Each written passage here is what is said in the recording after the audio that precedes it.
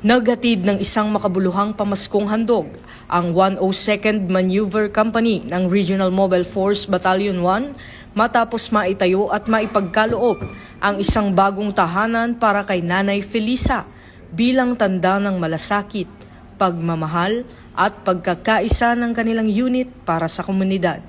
Sa pamamagitan ng sama-samang pagtutulungan, sakripisyo at dedikasyon ng mga miyembro ng 102nd MC Dream Builders na isakatuparan ang proyektong ito na naglalayong magbigay ng dignidad, kaginhawaan at bagong pag-asa kay Nanay Felisa at sa kanyang pamilya.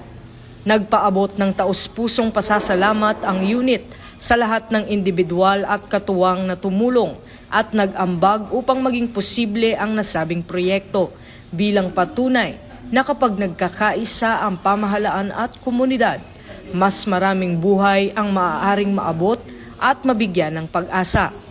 Samantala, binigyan diin ng 102nd Maneuver Company na patuloy silang magsisilbi ng buong puso at maglalaan ng mga programang makakatulong sa mamamayan bilang bahagi ng kanilang misyon sa paglilingkod at pangangalaga sa kapakanan ng bawat Pilipino.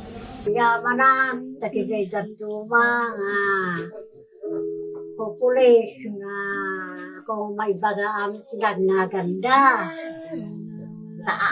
Anong damot? Ang yaman na kunay.